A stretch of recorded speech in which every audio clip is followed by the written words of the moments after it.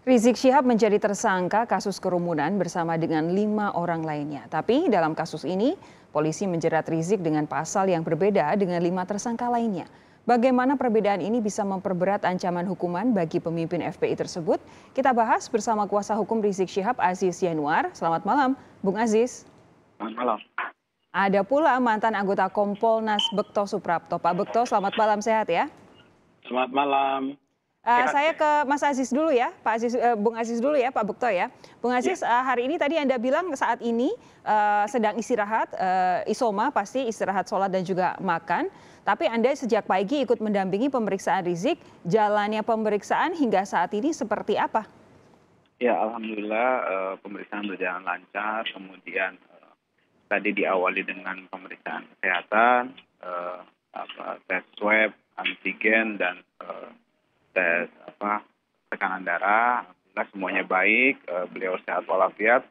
Beliau 2 kali sudah dites. Pertama pagi tadi sempat menjalani tes mandiri pribadi. Alhamdulillah hasilnya negatif. Di mana tadi sudah disampaikan oleh Pak Munarman juga lewat media. Kemudian di Polda juga kembali diperiksa terkait tes swab tadi. Kemudian juga dites maksud saya. Alhamdulillah hasilnya juga negatif. Kemudian pemeriksaan dimulai sekitar kurang lebih pukul 11 tadi. Terus sampai sebelum sudah asar tadi masih berputar di pertanyaan-pertanyaan seputar identitas dan pribadi, belum masuk ke substansi. Tadi asar. Ya. Kalau sore ini?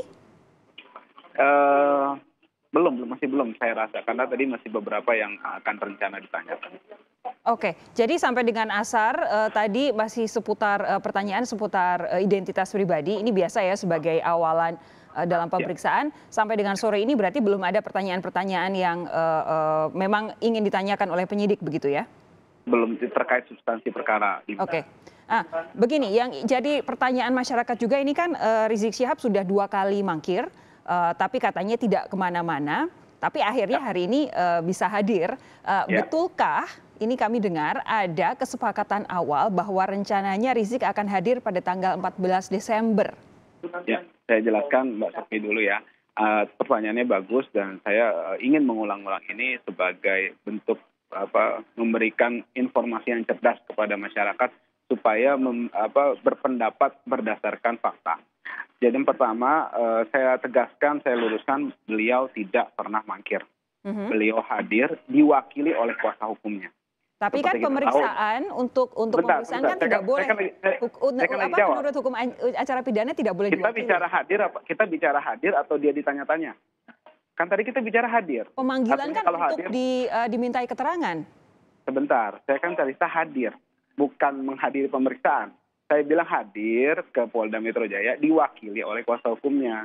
Tapi bukan untuk menghadiri pemeriksaan ya? Kan hadir ke Polda, makanya nggak mangkir. Nah, kemudian kita sampaikan alasannya bahwa beliau sedang pemulihan kesehatannya. Alhamdulillah pihak penyidik sangat humanis dan menerima alasan tersebut. Kemudian itu sudah 2 kali ya terjadi. Kita sampaikan lagi dan faktanya memang demikian. Buktinya mana? Buktinya saat ini beliau sehat. Artinya memang pemulihan itu berhasil. Itu fakta yang memang saya sampaikan. Kemudian yang selanjutnya adalah setelah beliau dipanggil, pada pemanggilan kedua, kurang lebih tanggal 8 Desember, itu kita memang sudah ada komunikasi dengan pihak atasan penyidik dari pihak Habib Rizik ya. Nah, dengan agenda akan menjadwalkan pada hari Senin besok. Karena menurut perkiraan kondisi beliau sudah fit lah, sudah bisa maksimal. Bukan sakit ya, tapi kesehatannya dapat maksimal untuk menjalani pemeriksaan. Nah, lalu di hari Kamis ada dinamika baru, yaitu penetapan tersangka. Itu kan fakta, ini saya bicara fakta ya. Kemudian di hari Jumat, atas penetapan tadi, kita berinisiatif, proaktif, datang kepada pihak Polda Metro Jaya, menanyakan, apa ada surat panggilan lain? Sebagai tersangka dong, ya kan? Karena kan sudah berbeda. Nah, artinya kita proaktif langsung, dapat informasi kita langsung gitu kan. Jadi kita menegaskan bahwa kita sangat dari pihak Habib Rizik proaktif, mendatangi polisian untuk demi penegakan hukum, kemudian atas ketaatan hukum. Oke, jadi semuanya. Nah, Kemudian harusnya kan Senin. Tapi kemarin kita pulang hari Jumat setelah keluar dari ruang pihak penyidik, katanya mereka tidak ada suratnya. Kita berpendapat dari tim hukum untuk mempercepat saja daripada menunggu Senin, lebih cepat lebih baik karena pihak penyidik menyampaikan clue seperti itu. Oke, jadi tidak ada lebih cepat, kesepakatan lebih baik, ya, bukan lebih kesepakatan. Maksudnya? Bahwa seharusnya hadir pada tanggal 14 tapi hadir hari ini bukan karena kesepakatan ya? Bukan, karena kita memang arahan dari penyidik ketika kita datang hari Jumat lebih cepat lebih bagus. Ikan cepat, ikan gabus lebih cepat lebih bagus. Nah, kita penuhi hari Sabtu kita datang ini ya. Kita datang, kita penuhi kan. Nah, seperti itu fakta yang mesti kita catat baik-baik. Bung Aziz, begini, Anda dari tadi ingin menyampaikan fakta, tapi di sisi lain ada fakta pula bahwa beberapa hari yang lalu polisi sempat mengultimatum kalau tidak hadir akan ada penangkapan, dan itu sudah disampaikan beberapa kali baik oleh berbagai personel kepolisian, individu kepolisian dari berbagai jajaran begitu. Nah, kalau kemudian memang tidak kemana-mana, lalu ada hadir pemeriksaan, hadir walaupun tidak hadir pemeriksaan, kenapa kemudian sampai ada ultimatum seperti itu dari pihak kepolisian? Yang mengultimatum kan pihak kepolisian, kok ditanya ke saya? Nah, maksudnya karena tadi Anda bilang itu adalah fakta bahwa tidak kemana-mana. Di sisi lain tadi pertanyaannya kenapa ada ultimatum? Ada fakta pula, ada ultimatum. Ultimatum dinyatakan karena polisi 2 kali mangkir. Saya bilang bukan mangkir, saya tadi jelaskan kan, datang diwakili kuasa hukumnya untuk dijadwal. Demikian gitu loh. Makanya saya sampaikan tadi kalau ditanya kenapa mesti ada ultimatum? Yang mengeluarkan ultimatum kan bukan dari kuasa hukum atau pihak Habib Rizik.